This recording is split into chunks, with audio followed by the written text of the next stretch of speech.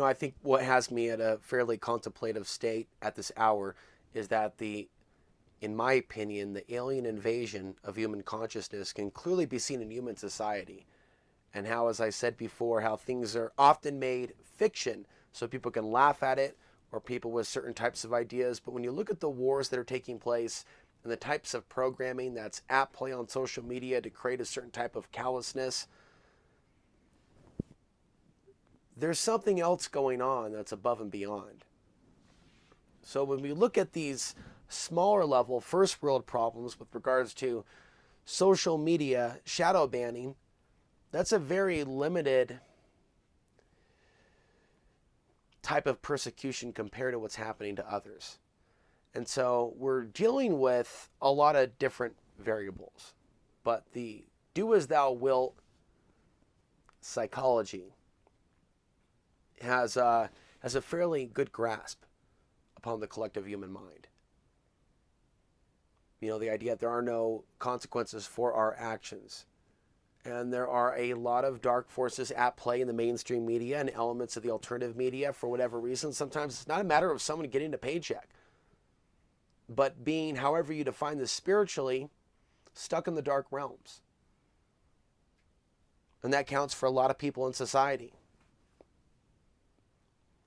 It's as if there's a higher grid and a darker grid of consciousness that people are connected to.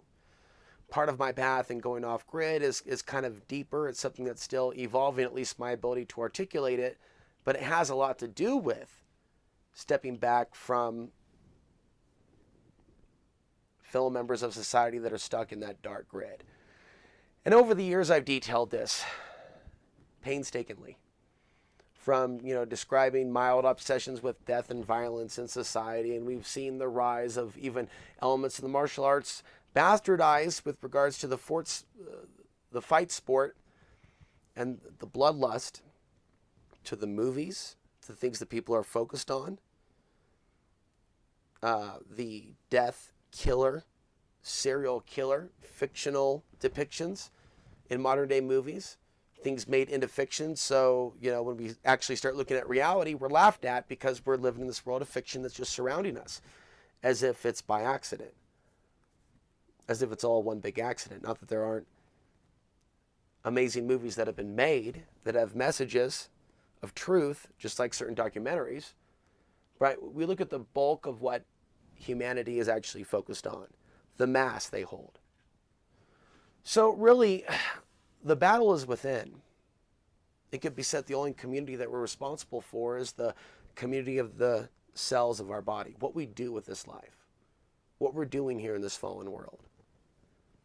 It's not much of a life to be stuck on social media and to be stuck in fight or flight mode. We have to understand what this has done to our society. There's a lot of truth out there that we can find on the internet.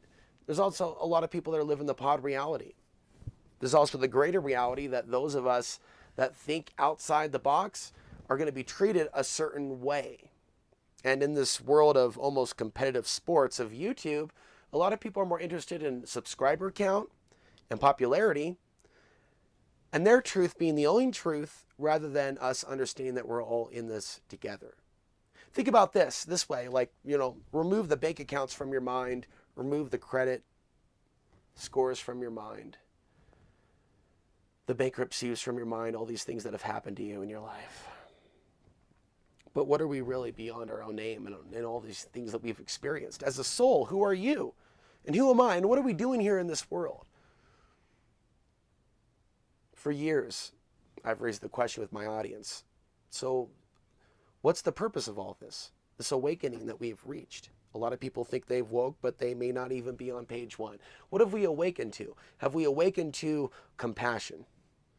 Have we awakened beyond the illusions of separation? Have we awakened beyond just being in survival mode and letting others in the media manipulate us and those root layers of our energy systems by creating threats and then trying to manipulate our energies in certain directions? Have we really evolved beyond that? Have we really done our own inventory? I'll tell you what, this is not a world in which I see a collective waking up at all. saying that to people that are invested in that type of psychology, it's beyond left and right. We're also talking about spiritual communities. There are people that are invested in this type of false reality. The question I've always had for them is, how do you explain your shift to the higher ascended levels while all these people are dying? And why don't you even try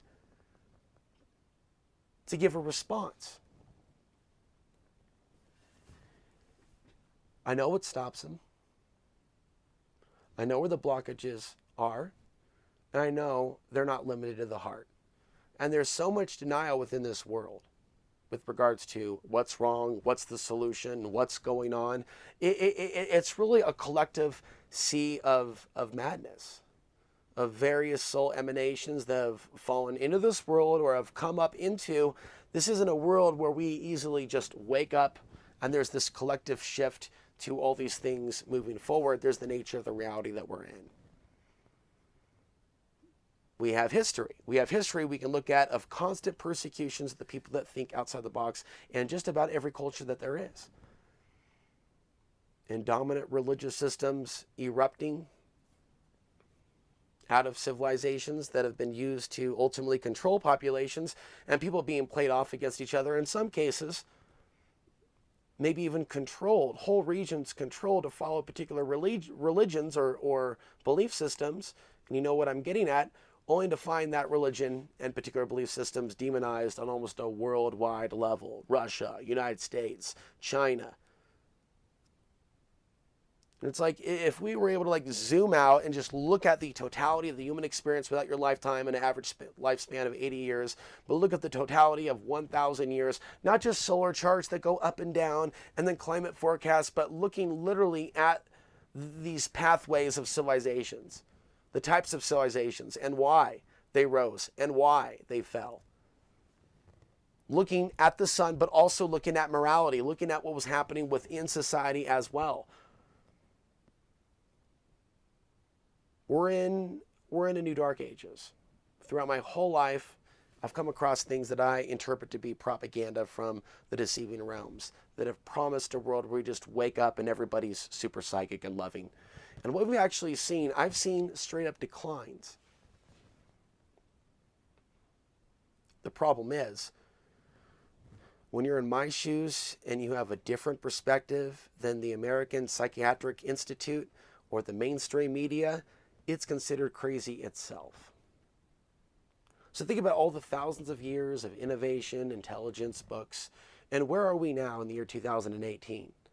Are we now a society where common day problems and psychological ailments can be easily dealt with all this wealth of thousands of years of information? How about energy? How about public safety? How about community? How about relationships? Does it seem like there's been a progress in the collective consciousness with regards to some of these things? On one level, there might be, and I don't doubt that. I think we need to see quite a bit more. But on another level, take away the technology, take away the fancy dresses, take away the fancy suits, is there still this crusade taking place? Is there still this mass ritual sacrifice taking place, even if it's not being done supposedly in ancient Aztec Mexico or something like that, like something out of Mel Gibson's Apocalypto, right? But how can someone look at me with a straight face and say that's not what's taking place right now with these wars in Afghanistan, Iraq, Yemen? And as I said before, I think that both Russia and the United States are playing both sides to destabilize a multitude of countries, including Libya, even if on the surface level, it seems like Gaddafi may have had certain allies and other people, Saddam may have had certain allies. Yeah, was Russia for them then when the U.S. was going in for the kill, for the strike? And the answer is no. Nor was China. China was sitting by funding the whole operation. So we're in like something that really could be made into a movie. And they want to put us in all these parallel realities in the world of entertainment. Look over here and look at all these fictional depictions of all these plots and conspiracies and busy your inquisitive, curious George monkey mind with all of these things. And then get your instincts going and your adrenaline, all right? All these different forms of fear porn, as they say, literal forms. And then, of course, the constant action films and depictions when in the real world we're living in a bizarre action film plot itself, with spies being arrested and massive breaches of security, Americans losing their data, DNA data itself possibly being hacked, all these other bizarre companies coming around the crypto arena, people, not even being called out by being like 180 degrees different than what they were a few years ago. Like that level of idiocracy, like sticking to where the masses aren't even recognizing like the patterns with some of this and going, whoa, zoom out, observer mode. Maybe there's a massive deception beyond anything that we've understood. Instead of getting like diverted into flat earth and diverted into these other fake psyops, the ultimate questions are still there. Who are we? Why are we facing these dilemmas? Why are some of us, whether you're male or female, so lonely in a world where there's so many people? What's wrong with us? What's wrong with this world? What are we supposed to learn from this? Why were we born into a world where we don't identify with the corruption and the tyrannical system? We identify with something else, where there's more love, community, where there's less violence. What are we doing in a world like this? Now, those are the questions that we have to hang on to. Because if you look closely, a lot of the mainstream memes that are out there want to divert us away from these things and see ourselves as victims of the particular enemy group of the day. And it can go from the government to particular people. Conspiracies, by the way, shift from coming from the government to particular types of people. And we've seen this over the course of the last 10 years. We've seen people like Alex Jones put out a certain narrative years ago and then be completely different. So if I was giving you an example of what that looks like, he's an example. Now we have more evidence than ever of someone turning turncoat. And then we have the variants and the copycats. So where do we start with this? And it's a good place to close. They externalize all this stuff with the alien invasion. Instead of people wake up and go, is this really human behavior that we're seeing from our fellow men and women? See, so they can make it about fiction and they can make it about movies, but the real invasion of human consciousness that's taking place is the ultimate thing that we should be focused on. In the last 10 years, 20 years since the interface of social media and technology, there's also a book, I've mentioned it before, Eve Lorgen and the Love Bite, and it's the idea of people getting involved in love relationships that are actually being duped into those false positive relationships because they don't really end up to be positive. They end up being something that creates turmoil. And it's like on the spiritual level, we as human beings have been played for a long, long time. And there's another level of reality, just like you need certain types of telescopes and microscopes and satellites to see what's happening on the sun, and that requires a certain level of technology. Yeah, we're not in possession, though, of the type of technology that can actually capture what's actually going on. Yeah, in spirit, looking at the area below me when I used to live in Gresham, Oregon in the year 2008, and I remember that was like tripping out, but I did feel like there was a heavy alien presence, and I do, with regards to a lot of urban areas. There is a lot of emotional energy that is harvested. So a lot of people are focused on this false reality, but the greater alien agenda is unfolding around us. The very fact that there would be worldwide propaganda demonizing people from a certain part of the world, and that's not the only example, but that could be part of the example. There are other examples that may affect you directly, if not now, in the future. So you can move away from the Middle East, but also see what's taking place within the United States and also the toying with people's minds. Sure, there's already an alien occupation on the earth, but it's a spirit of evil, which I've talked about for years. The very fact, though, that there would even be bright lights, Phoenix Lights events, and other things that are manufactured, whether it's coming from them or coming from the government, it's definitely coming from a level that's beyond what the mainstream media is covering. There's obviously a level of deception. We may not necessarily agree on exactly what's going on. But it would almost have to take an alien form of consciousness to not see the detrimental effects of never-ending wars and bombing civilizations back to the Stone Age. If people are looking for evidence of alien consciousness here on this planet, I would point them in the direction of foreign policy. I would point them in the direction of what's in the shopping malls. I'd point them in the direction of the sexualization of the youth and songs like Katy Perry, but not limited to that, E.T.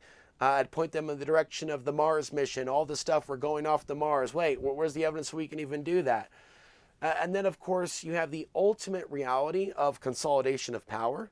All this power is consolidating. Even if we had an angel in office, you wouldn't necessarily want to let them sign certain things into office. So everything is consolidation of power and decision making for some sort of future reality. Why is that?